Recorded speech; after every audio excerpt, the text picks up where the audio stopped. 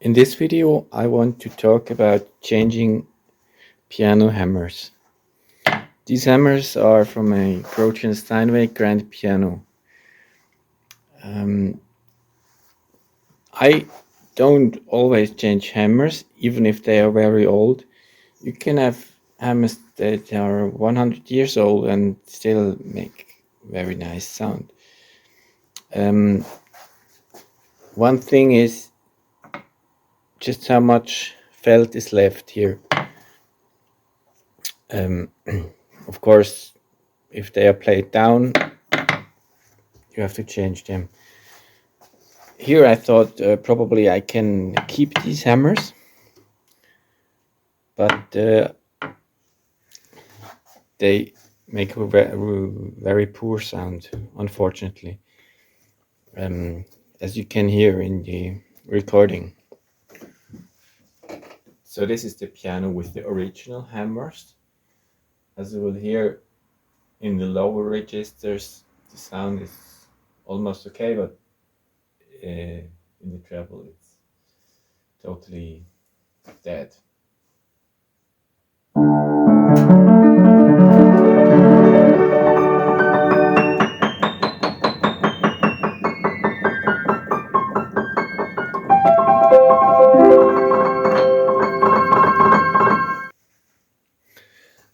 So the reason is they are far too soft. You can feel it really like rubber. There's no tension here left, and I don't know what the reason is. Therefore, perhaps they were wet. Perhaps somebody pulled some water on it. I don't know, but they're really completely away from sounding. If the hammers are too soft, you can sometimes put some lacquer or something here to make it harder, but here no chance. So let's talk about the new hammers. Here we have the original hammers. As you see, they have a red felt here. Here we have this dark color. This is something chemical they put on originally. Steinway also does this, so I think it's not very wrong. The big question always is, if you replace hammers, what hammers do we take? One thing is, of course, the dimension and the materials and the look, but a very important thing is the weight. The new hammer should not be much heavier or lighter, of course. I show you some different hammers now. Here I have some hammers left. This dark wood, this mahogany, and that means this wood is lighter than others. So if you want to have a light hammer, you can buy this. Here we have also mahogany hammer from Steinway. Here you see this chemical treatment on the side. These hammers are beech wood. As you see here, this part is smaller. Sometimes I take off some wood here and also here to make the hammer lighter. This makes about half a gram, not more, but you can really feel this difference. Here we have some original Bösendorfer hammers, and this is a special felt. This is they call it Naturfilz, aber nature felt.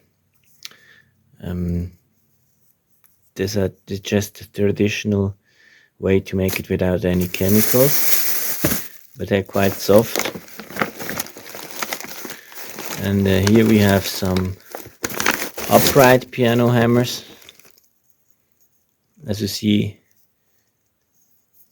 they are here like this, and grand piano hammers like this. These are the new hammers from Abel, Germany. They are specially made for Groucho Steinweg, so I of course bought these hammers that are most original. Now let's have a look on the weight.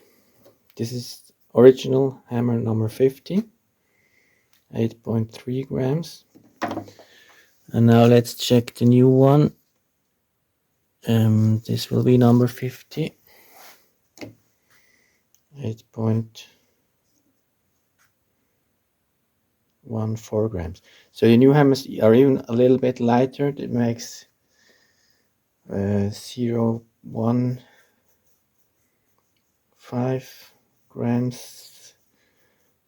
So the key weight will differ about half a gram, or so it is not significant. How do we take off the old hammers? Therefore I have this tool.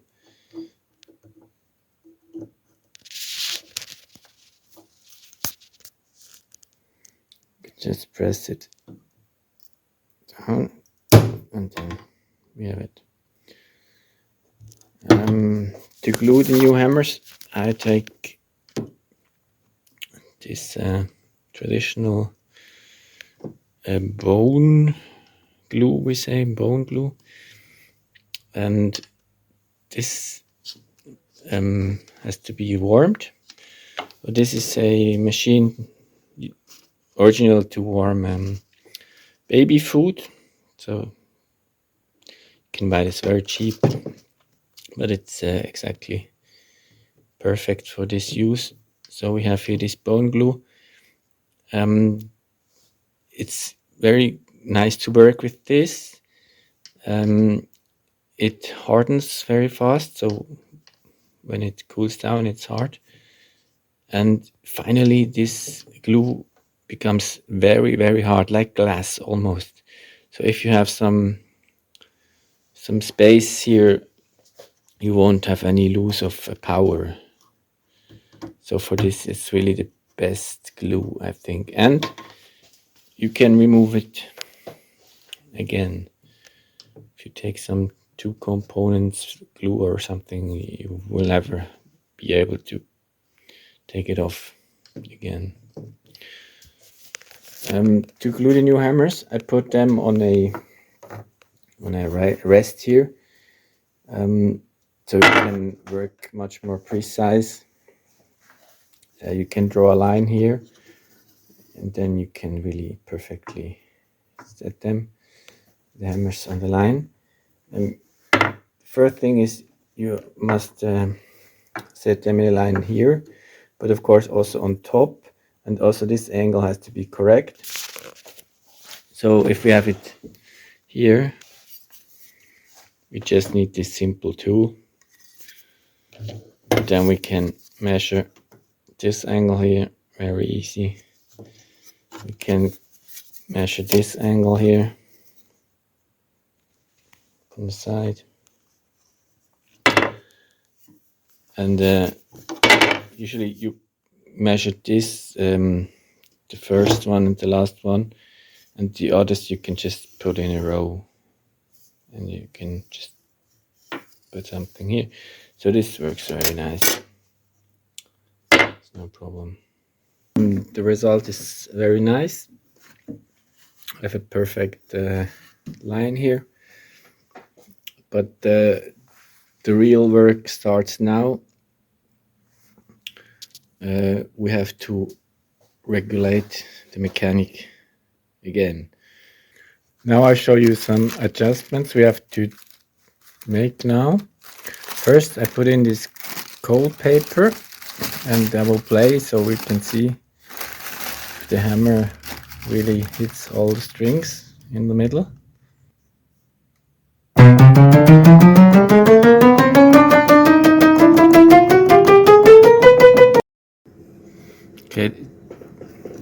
this first hammer hits only 2 strings. So what we can do here is we take out the screw and then we can shift sideways.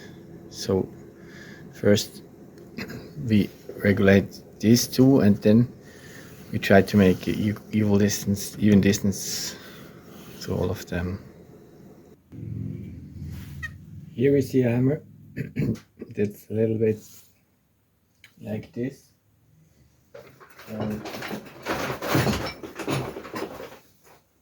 Here we have an easy trick. We heat this up with fire, 5 seconds, and bend it a little bit to the right side.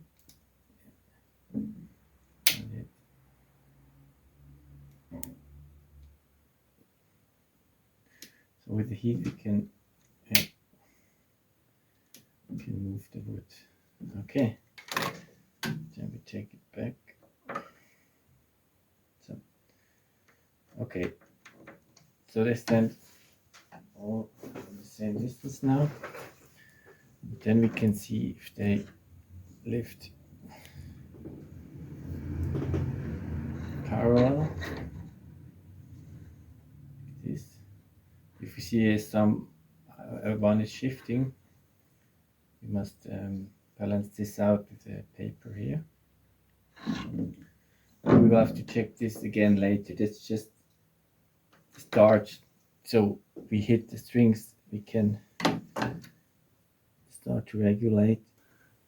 Here you see this hammer that is stuck below the strings. So first you have to regulate the lead off. So we screw this down here. And usually I check it at the same time, but now I have only one hand free. Oh, still not. It's way too high. Okay, now it's good. So we see the hammer comes close to the strings, about 1 millimeter. And now we have to see, here we have the lead off. If there is too much movement left after the hammer fall back, this should just be the end. Otherwise we could lower the hammer so there's more way for it, but this is already correct, so we don't have to put the hammer up. Then we check the spring. When I let it go, the hammer should go up. It doesn't.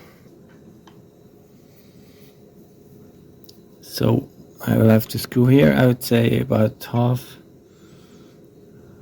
turn. So let's check it again. Now it's perfect. Okay, and then we have to check how deep does the hammer fall.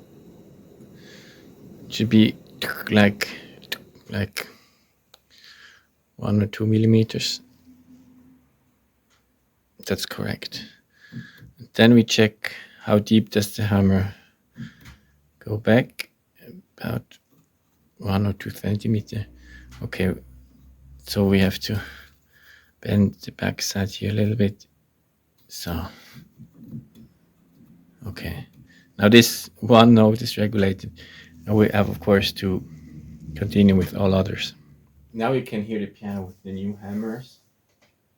All regulations have been done, but I didn't do intonation. Just let's see how it sounds now.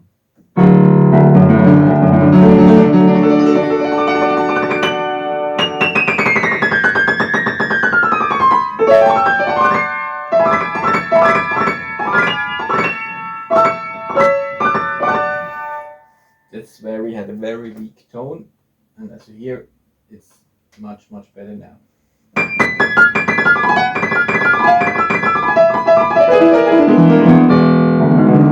Also the bass is now stronger.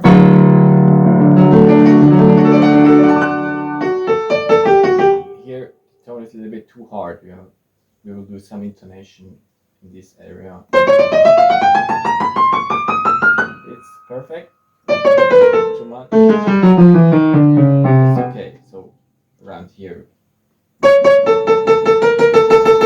I will just work on one note so you can hear what intonation means. We start with this A. Let's listen to the 3 notes here. Okay,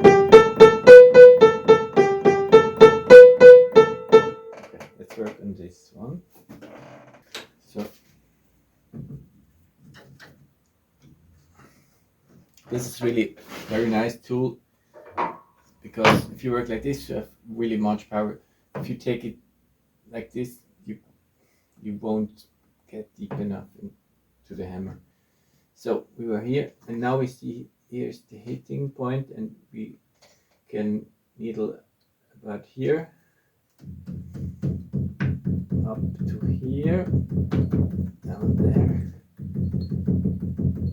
So, and what we can do, we could also needle in between here a little bit.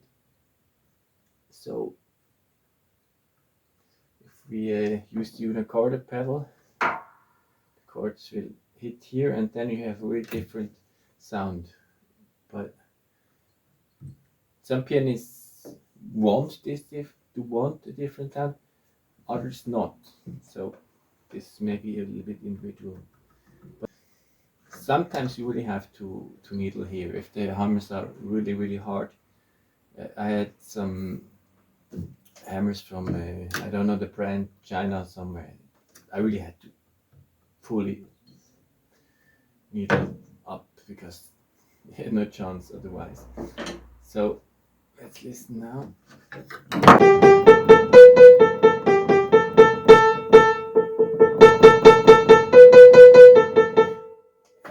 For me now it's really perfect. You hear? You have a soft tone, and the tone opens up beautifully. And this one is not voiced, and here you can hear how the tone becomes harsh and not beautiful. That's not beautiful. That's nice. So we'll have to intonate here around.